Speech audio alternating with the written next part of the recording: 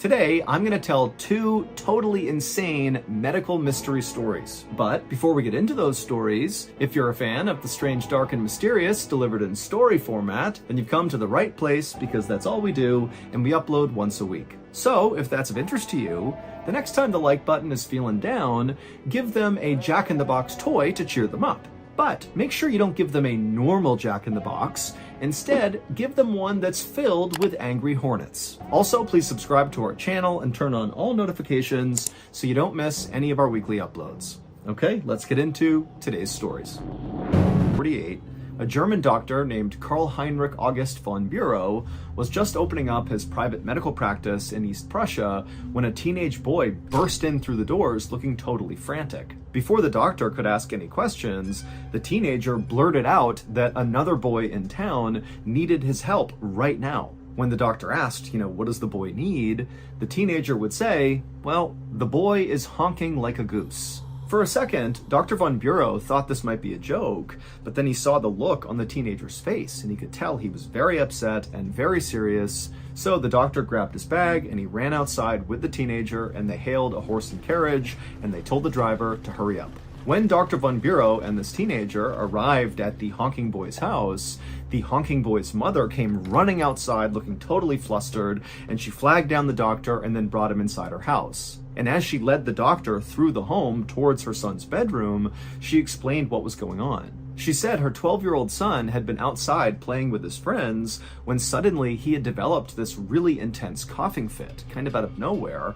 And then finally, when the coughing stopped and the boy tried to breathe in, his throat made this horrible honking sound. And so her boy had come in the house honking with every breath, and so kind of in a panic, the mother had opened up her son's mouth and looked inside, but she hadn't seen anything, and she knew her son was not sick. There were no other symptoms really at all that were concerning about her son. It was just that he was honking. Now, for a while, the mother thought this would just kind of clear up, that maybe it was just kind of some byproduct of coughing really, really hard.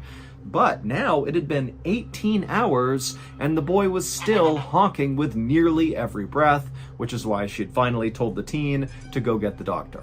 When the mother let Dr. von Bureau into her son's bedroom and he got a look at the honking boy, he couldn't believe how terrible the boy looked.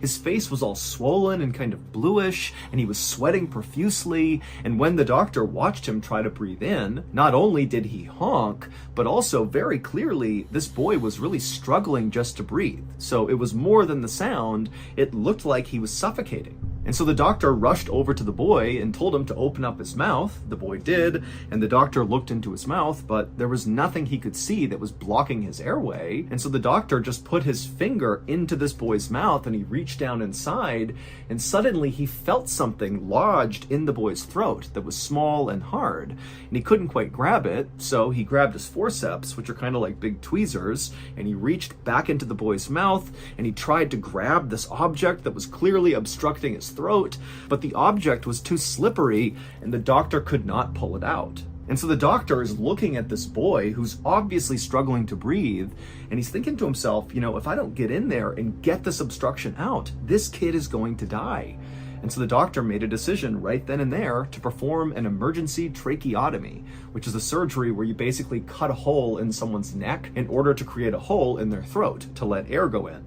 But in this case, the doctor was just opening up his throat to try to get to this object. And so the doctor pulled out his scalpel and he performed the tracheotomy on this boy. He opened up his throat, and when he looked inside the hole into this boy's throat, he saw the obstruction. It was like this pink, small, hard object.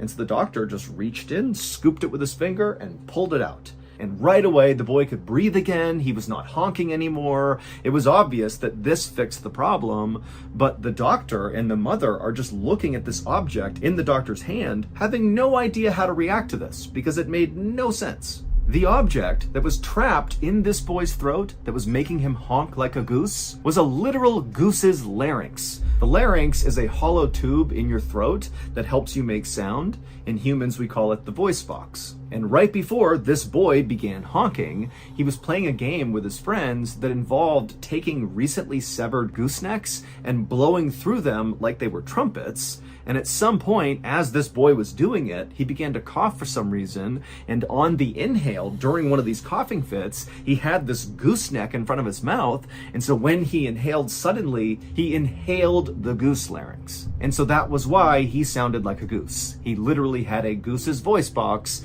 in his throat. Luckily, the honking boy would make a full recovery. If you're watching this video, then chances are good you are a fan of the strange, dark, and mysterious. And if that's true, then you're in luck. Because we, Ballen Studios, just released a brand new strange, dark, and mysterious podcast called Mr. Ballen's Medical Mysteries. Each week, we'll explore new, bizarre, unheard of diseases, miraculous recoveries, strange medical mishaps, and everything in between. And like all other shows that I host, each episode of Medical Mysteries will end with a big plot twist. Mr. Ballen's Medical Mysteries is available on all podcast platforms, and it is 100% free. But if you happen to listen to it on Amazon Music, you can listen to an entire batch of 8 episodes at once, because we release them 8 at a time on Amazon Music. But on all the other podcast platforms, we just put out 1 episode a week. And then once they catch up to where Amazon Music is, we drop another new 8 episodes on Amazon Music, but continue doing 1 per each week on every other platform. The next 8 episode binge on Amazon Music is scheduled for Tuesday, January 30th. So be sure you go check out Mr. Ballen's Medical Mysteries on Amazon Music or wherever else you get your podcasts. And make sure you stick around till the end of this YouTube video, because we're going to play a sneak peek of this coming Tuesday's brand new episode of Mr. Ballen's Medical Mysteries, which is called The Curse of Veneto.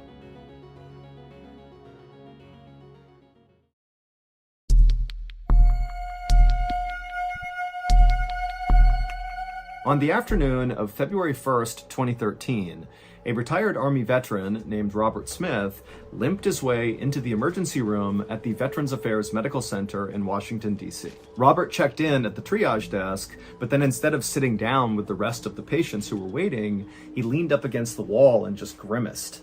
Robert was in his late 60s, and up until just a few days ago, he felt like he was in the best health he had been in since leaving the service. Robert had gotten a kidney transplant a year and a half earlier, and after getting that operation, he really wanted to make sure he stayed healthy, and so he had been going on regular walks and eating healthy, and so really he was doing great. But a few days ago, Robert had noticed this throbbing pain in his right hip that was shooting pain all the way down his right leg.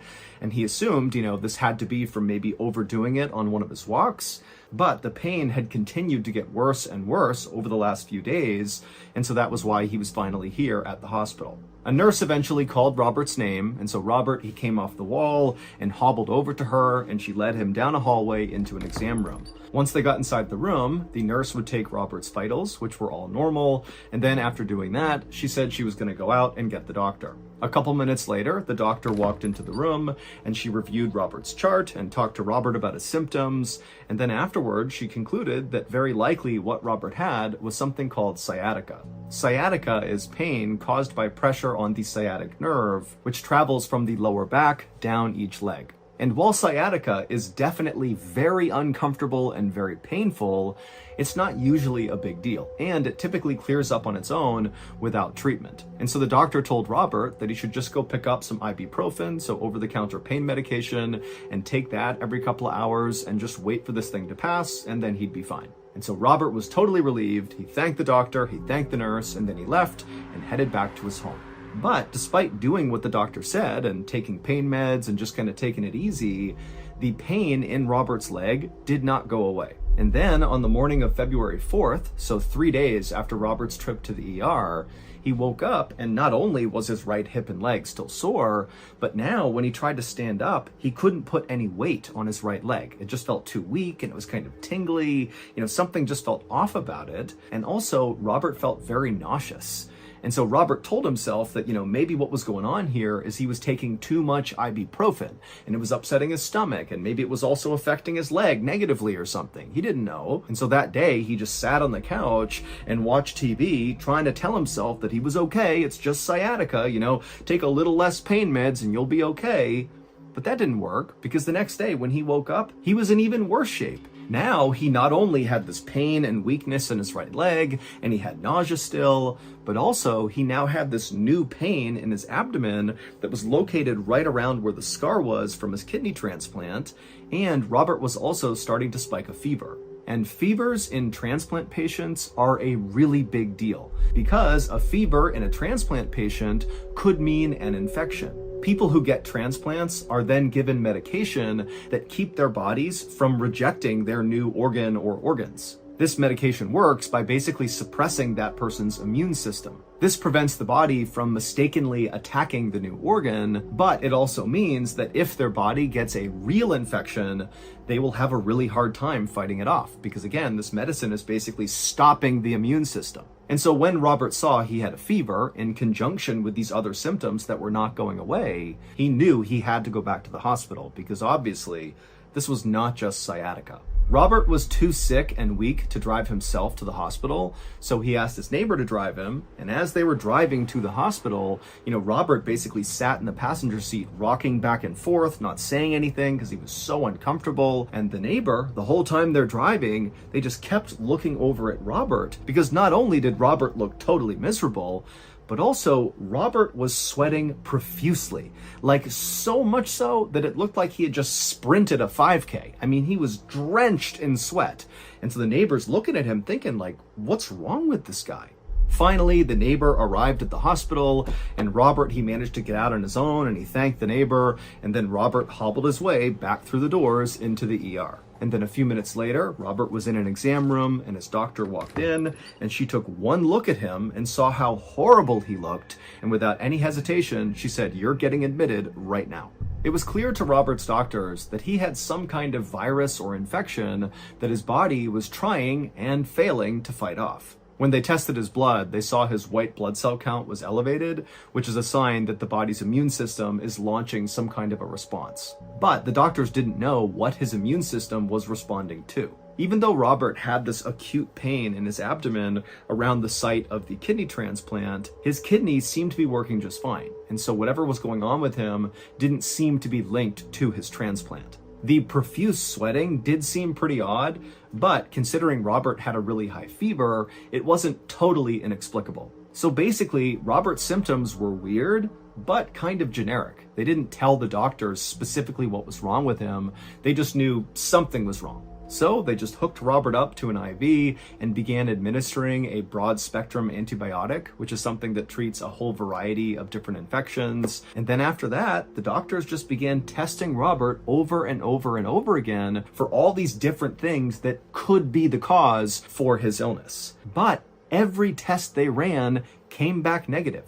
And at the same time, over the couple of weeks that they ran all these tests, Robert just kept getting sicker and sicker and sicker. His fever wasn't going away, he was still sweating profusely, his blood pressure was all over the map, and he had even begun drooling almost uncontrollably to the point where he didn't even speak because he was so embarrassed about it. But to the doctors, the scariest symptom that Robert was now showing 2 weeks into staying at the hospital was he was starting to act really confused. Like he didn't know where he was, he didn't know why he was there.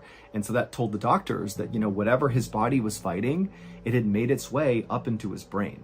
And so the doctors knew, Robert did not have much time left, but they had tried every test they could think of, and Robert had tested negative for all of them. And so, as kind of like a Hail Mary, because they had nothing to lose, the medical staff decided to just start testing Robert for basically completely random diseases that he almost certainly did not have. But basically, if any of these illnesses had a symptom that Robert had, they would test him for it. And all these tests came back negative, except for one. On February 22nd, so 17 days after Robert had been admitted to the hospital, this test came back positive, and when the doctors saw what he was testing positive for, they immediately assumed this has to be a mistake. There is no way he has that. However, the only way to truly confirm that diagnosis was to literally cut into Robert's brain, which would kill him. And so obviously they were not going to do that. So the doctors basically just had to take this diagnosis at face value, and they tried giving various medications to Robert, but it was obvious none of them were working. And so the doctors felt like there wasn't much they could do, and they just began focusing instead on keeping Robert comfortable. And then finally, on February 27th, so 22 days into Robert's stay at the hospital, he would die from this mystery illness. During Robert's autopsy, the medical examiner was able to perform that test that doctors could not perform on him when he was alive, and that was to cut into his brain. And when the doctor cut into his brain, he saw very clearly, without a shadow of a doubt, that yes, Robert really was positive for that very, very rare virus, and it absolutely is the thing that killed him. But this was not the end of the case, because the virus that killed Robert was not just rare, it was also highly contagious, which meant the doctors needed to figure out how Robert got this virus to protect other people from getting it too. But the staff at this hospital knew they were not equipped to lead this investigation, and so they handed the case over to the Centers for Disease Control, or the CDC, which is the world's leading disease tracking agency. Investigators for the CDC began looking into Robert's case a couple of days later. They sifted through the days and the weeks leading up to Robert's hospitalization in an effort to try to retrace Robert's footsteps to figure out what made him sick. Now, they didn't have any leads. The only thing they agreed on was that very likely, even though Robert had that pain around his scar where the transplant was, that very likely the transplant did not have to do with whatever killed him, because Robert's kidney had been working fine and his transplant had happened 17 months earlier, and typically complications from transplants will happen much sooner. And so they basically had ruled the transplant out as being the cause. But one of the CDC investigators decided to look into the transplant file anyways, just to see if maybe something got missed, or if maybe there was some detail about the donor that was relevant to what happened to Robert. And so this investigator got the file and began going through it. Robert's donor's name was William Edward Small, and at the time of his death, he was 20 years old and serving in the Air Force. Now, none of that stood out to the CDC investigator, but William's cause of death definitely did. Even though it really did not appear to have a connection to Robert, it was just so weird and unexpected. The CDC investigator would read that back in September of 2011, William was out fishing in the Gulf of Mexico, and he caught a fish, and he ate that fish, and it gave him something called ciguatera poisoning. Ciguatera poisoning is something you get when you eat a fish that contains microalgae toxins. And so William, he ate this fish that was contaminated, and not long after that, he had died. But when the CDC investigator read through all of William's symptoms before he died, they basically exactly lined up with all of Robert's symptoms. William had developed pain and weakness in his extremities. He developed a very high fever. He became nauseous. He also lost the ability to swallow, and then he became totally confused and then died. And so when the CDC investigator saw this incredible coincidence, she knew she was onto something, but first she would need more information about William. And so very quickly, the CDC got in touch with William's family, and they asked them all these questions about William. And finally, after hearing the answers from the family, the CDC finally figured out what actually happened to Robert and what actually happened to William. It would turn out William was not just a fisherman, he was also a hunter and a trapper. And he had a very specific way he would go about training his hunting dogs. He would capture wild raccoons and use them as live bait to train his hunting dogs how to hunt. Now, William was always very cautious with these wild raccoons, but in the year and a half leading up to his death, he was bit 2 different times by raccoons. And it was one of those 2 raccoon bites, not some toxic fish in the Gulf of Mexico, that killed William and killed Robert. William did not die from ciguatera poisoning. He died from rabies, and the rabies virus that was in his kidney was still present when it was taken out of his dead body and transplanted into Robert's body. And so that was how Robert got rabies. Rabies can look like the common flu at first. People feel achy and nauseous, they get fevers, their stomach starts to hurt. Some people affected by rabies will drool uncontrollably, like Robert, or they'll lose the ability to swallow, like William. But for everybody who contracts rabies and who does not get a vaccine right away, because a vaccine does stop rabies in the early stage, so if you don't do that, everybody dies. That's what rabies does to you. It kills you. Now, you'd think, maybe we should be testing organs for rabies before they get transplanted, but you got to remember that rabies is so rare. Only 1 or 2 people a year in the entire United States will die from rabies. And so it's just not something doctors are going to screen for, because the percentage chance that they could have rabies is basically 0. Ultimately, Robert was not the only person who received an organ transplant from William. There were 3 other people that received his organs. Luckily, though, the CDC was able to track those 3 people down, and all of them were totally healthy and not showing any signs of rabies, so either they didn't have it or they were super early stage, which meant they were eligible for the rabies vaccine. They all got the vaccine, and they lived happily ever after. As promised, here is a sneak peek of this coming Tuesday's brand new episode of Mr. Ballen's Medical Mysteries. The episode is titled The Curse of Veneto. Enjoy. In the summer of 1983, a middle-aged Italian man held his mother's hands as they swayed about on a dance floor. His mother was in her 90s and was not able to get out very much, so this was an extremely special occasion. And this particular dance floor was on a cruise ship sailing on the Mediterranean Sea. It was an unbelievable experience he knew they would never forget. Then a slow song came on, and as they danced together, the man began to feel abnormally hot. Sweat ran down his chest and underneath his tuxedo jacket, his hair stuck to his neck, and when he touched his forehead, his hand came away wet. He told his mother he'd be right back, and then he left the dance floor, took off his jacket, and walked to the cruise deck, hoping the ocean breeze would cool him down. But when he got up there, he didn't cool down, and instead he just kept on sweating until his dress shirt was completely drenched.